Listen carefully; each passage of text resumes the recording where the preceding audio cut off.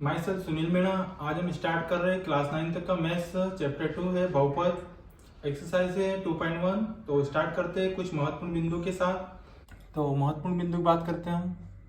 ठीक है, तो पहला महत्वपूर्ण बिंदु क्या है? बहुपद की घात पूर्ण संख्या होना चाहिए। क्या होना चाहिए? पूर्ण संख्या होना चाहिए। तो पूर्ण संख्या क्या होती है? 0, ठीक है, 1, 2, डेटे से 3 है ना, डेटे से चलती जाएगी। तो बहुपद की घात पूर्ण संख्या होना चाहिए। अब दूसरा बिंदु की बात करते हैं हम। तो बहुपद परिमित होता है, मतलब बहुपद परिमित होना चाहिए। परिमित मतलब जिसके पदों को हम गिन सकते हैं, बहुपद के पदों को गिन सकते हैं। ठीक है, परिमित उसको बोलते हैं जिसके पदों को हम गिन सकते हैं। तो देखो हमने ये समीकरण ले रखा है, x घात 150 से यहाँ तक समीकरण गया। तो इसमें टोटल पद कितने होंगे? 151 होंगे। तो इसके पदों को गिन सकते हैं हम। ठीक है, दूसरा बिंदु हमारा यहाँ पर खत्म होता है। बात करते हैं तीसरे बिंदु की, एक चर वाले बहुपद, जिसमें चर क्या होना चाहिए? एक होना चाहिए, उसको बोलते हैं एक चर वाले बहुपद। तो यहाँ पर देखो x है, ठीक है, तो ये 2x लिखा है, इसमें चर कितनी है? एक चर है। ठीक है, यहाँ भी देखो x और x की कौन सी चर है? एक ही चर है। ठीक है, x दो जगह लिखा है लेकिन चर कौन सी? x है, मतलब x है ना, एक चर वाले बहुपद है। यहाँ भी x और यहाँ भी x। अब बात करते हैं, देखो 3y² 2y + 5। तो यहाँ भी देखो y और y है, मतलब चर क्या है? एक ही है। ठीक है, तो इसको बोलते हैं एक चर वाले बहुपद। अब बात करते हैं दो चर वाले बहुपद। तो देखो यहाँ x लिखा है, ठीक है, और यहाँ y, जो समीकरण ले रखा है x और y लिखा है, मतलब चर क्या अलग अलग है। और कितने चर है यहाँ पर? दो चर। तो दो चर वाले बहुपद कहते हैं इसको। ठीक है, जिसमें दो चर होते हैं। यहाँ पर भी देखो x² और यहाँ 2x² 2y + 1। तो इसमें चर कितनी है? दो चर है, इसलिए इसको क्या बोलेंगे? दो चर वाले बहुपद। बात करते हैं तीन चर वाले बहुपद की। तो देखो यहाँ पर x और y और t, इसमें कितने चर है? तीन चर। जिसमें तीन चर रहेंगे उसको क्या बोलेंगे? तीन चर वाले बहुपद कहते हैं। ठीक है, आगे बात करते हैं महत्वपूर्ण बिंदु की। एक घात वाले बहुपद को क्या बोलते हैं? हम रेखीय बहुपद बोलते हैं। क्या बोलते हैं? रेखीय बहुपद कहते हैं। ठीक है, एक घात वाले बहुपद को रेखीय बहुपद कहा जाता है। ठीक है, तो जिसमें घात क्या होना चाहिए? एक होना। जैसे मान लो 3x लिख लिया मैंने, ठीक है, 3x + 2 लिख दिया। तो इसमें घात देखो, यहाँ पर भी 1 है, यहाँ पर भी 1 है, 3t लिख दिया। तो इसमें घात कितनी है? एक है। तो एक घात वाले बहुपद को रेखिक बहुपद कहा जाता है। ठीक है, अब बात करते हैं दो घात वाले बहुपद को द्विघाती बहुपद कहा जाता है। क्या कहा जाता है? द्विघात, जिसमें घात कितनी होना चाहिए? दो होना चाहिए। ठीक है, जैसे उदाहरण लेते हैं हम एक 2x² + 2। ठीक है, जिसमें घात कितनी हो गई? देखो यहाँ पर दो दिख रही है। ऐसे 3t² + 1। ठीक है, तो यहाँ पर घात दो दिख रही है, जिसमें घात दो होगी वो द्विघाती बहुपद कहलाता है। ठीक है, अब बात करते हैं तीन घात वाले बहुपद को त्रिघाती बहुपद कहा जाता है, जिसमें घात कितनी होना चाहिए? तीन होना चाहिए। जैसे x की घात हमने 3 ले ली, + 2x + 1। तो यहाँ पर घात देखो कितनी है? 3 है। तो इसको क्या बोलेंगे? त्रिघाती बहुपद कहा जाता है। तो हमारे महत्वपूर्ण बिंदु यहाँ पर समाप्त होते हैं। पहला क्या पॉइंट था? बहुपद की घात पूर्ण संख्या होना चाहिए, बहुपद परिमित होता है। ठीक है, और बहुपद के पदों को हम गिन सकते हैं। परिमित मतलब बहुपद के पदों को गिन सकते हैं। जिसमें एक चर होगी उसको एक चर वाले बहुपद, जिसमें दो चर होगी उसके दो चर वाले बहुपद, जिसमें तीन चर है उसमें तीन चर वाले बहुपद कहा जाता है।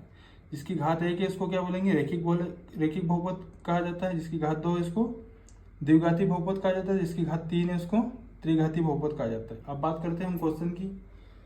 ठीक है, तो पहला क्वेश्चन लेते हैं हम। क्वेश्चन नंबर 1, एक चर में बहुपद है, ये आपको बताना है। क्या बताना है? एक चर में बहुपद है। ठीक है, और कौन कौन नहीं है कारण सहित बताना है। तो आपको देखो यहाँ पर चर x दिख रही है और यहाँ पर भी क्या चर है? x। तो दोनों जगह x और चर एक ही है। तो ये क्या होगा? एक चर में बहुपद है। क्या है? एक चर में बहुपद है।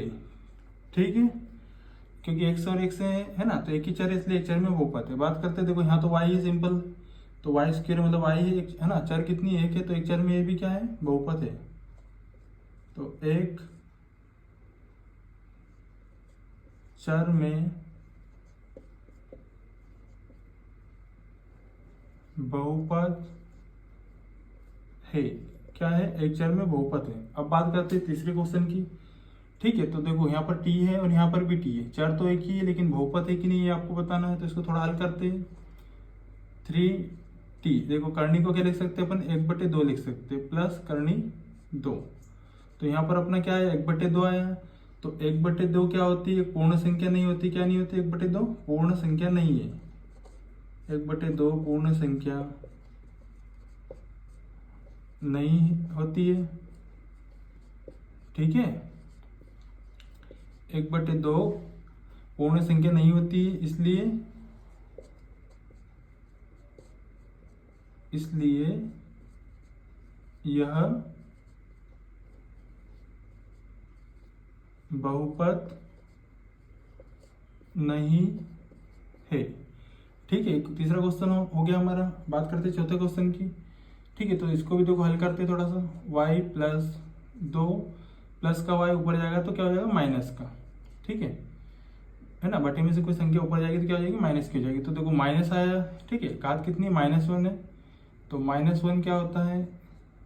एक है ना, -1 पूर्ण संख्या नहीं होती है ना।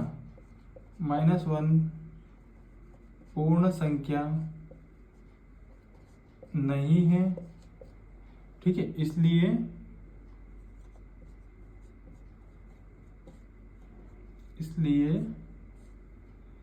यह बहुपद नहीं है। इसलिए यह बहुपद नहीं है। अब बात करते हैं फिफ्थ क्वेश्चन की। तो देखो आपको x और y और t है ना, 3 चर है। बहुपद तो है लेकिन चर कितनी है? 3। तो ये क्या होगा? 3 चर में बहुपद है। 3 चर में बहुपद है। क्या है? देखो 1 चर है, 2 चर और 3 चर। तो 3 चर में बहुपद है ना, 1 चर में नहीं है। तो हमारे पांचों क्वेश्चन हो गए। देखो पहले क्वेश्चन की बात करते हैं, यहाँ भी x और x से 1 चर है तो 1 चर में बहुपद है। बात करते हैं दूसरे क्वेश्चन की, यहाँ पर भी 1 चर है तो 1 चर में बहुपद है। यहाँ पर 1/2 आया है ना, तो 1/2 पूर्ण संख्या नहीं होती, इसलिए यह बहुपद नहीं है। यहाँ पर भी प्लस का ऊपर गया माइनस हो गया। ठीक है, तो -1 एक पूर्ण संख्या नहीं है, इसलिए यह बहुपद नहीं है। और यहाँ पर 3 चर है, तो x, y और t। तो 3 चर में बहुपद है लेकिन 3 चर में बहुपद है। तो हमारे पांचों क्वेश्चन हो गए। बात करते हैं क्वेश्चन नंबर 2 की। तो यहाँ पर आपको क्या बताना? x² का गुणांक बताना। क्या बताना है? x² का गुणांक। तो देखो यहाँ x के साथ जो लिखा रहेगा वो आपका क्या हो जाएगा? गुणांक हो जाएगा। ठीक है, तो x² का गुणांक क्या होगा? x² का गुणांक कितना हो जाएगा? यहाँ कुछ नहीं, मतलब क्या है? 1 है। तो x² का गुणांक कितना आ जाएगा आपका? 1। ठीक है, आपका आंसर हो गया। अब यहाँ x² गुणांक कुछ नहीं, मतलब क्या है? 1 है। और चिन्ह कौन सा है? माइनस का। तो क्या आ जाएगा? माइनस का 1 आ जाएगा। क्या आ जाएगा? माइनस का 1 आ जाएगा। ठीक है, अब तीसरे क्वेश्चन की बात करते हैं। तो x² के साथ क्या लिखा है आपका? π/2। तो अब x² गुणांक क्या आ जाएगा? π/2। जो भी x² के साथ लिखा हो आपका गुणांक हो जाएगा।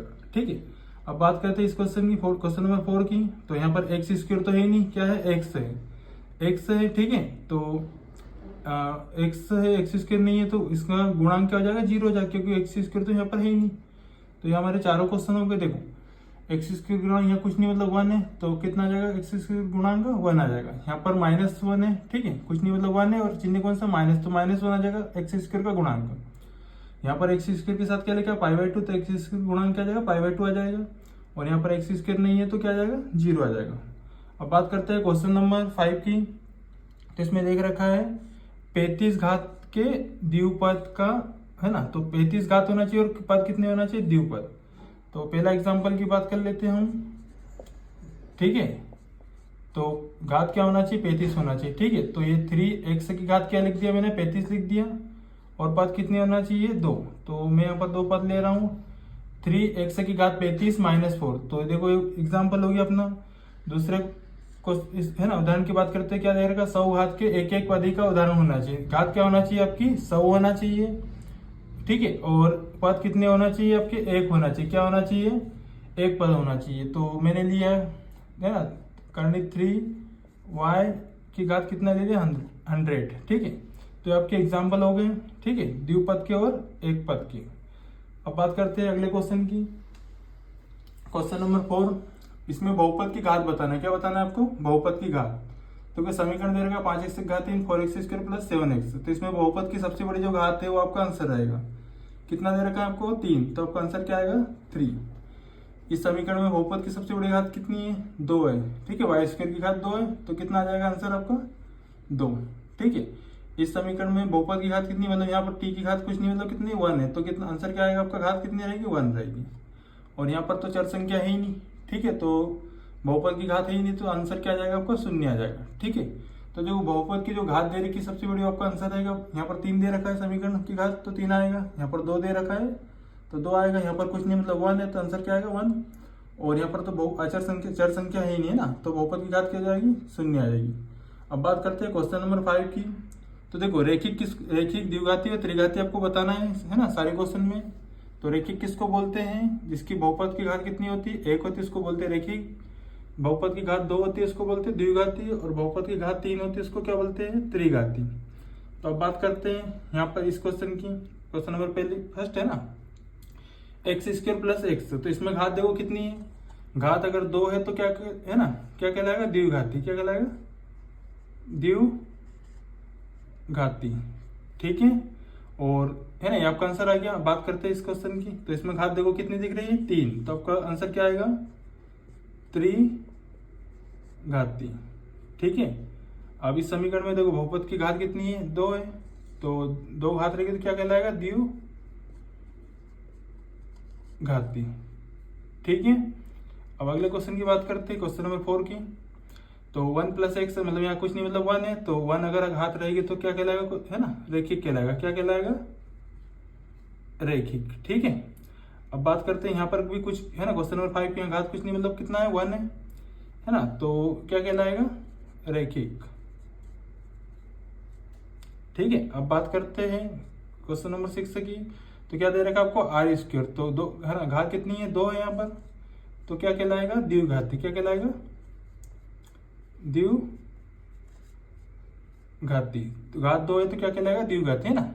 ठीक है, बात करते हैं 7 क्वेश्चन नंबर 7 की। तो 7x घात कितनी 3 है, घात कितनी है यहाँ पर, बहुपद की 3 है, तो क्या कहलाएगा, त्रिघाती। ठीक है, तो देखो हमारा सवाल होगा, जिसकी घात 2 है वो द्विघाती, जिसकी घात 3 है वो त्रिघाती, जिसकी घात 2 है द्विघाती, जिसकी घात 1 है वो रेखिक, जिसकी घात 1 है वो रेखिक, जिसकी घात 2 है द्विघाती, जिसकी घात 3 है वो त्रिघाती। यहाँ पर हमारी एक्सरसाइज समाप्त होती है, स्क्रीनशॉट ले सकते हो, है ना। अगर हमारा वीडियो अच्छा लगे तो सब्सक्राइब कीजिए, और अगर कोई डाउट है तो हमें कमेंट कीजिए। मिलते हैं नेक्स्ट वीडियो में।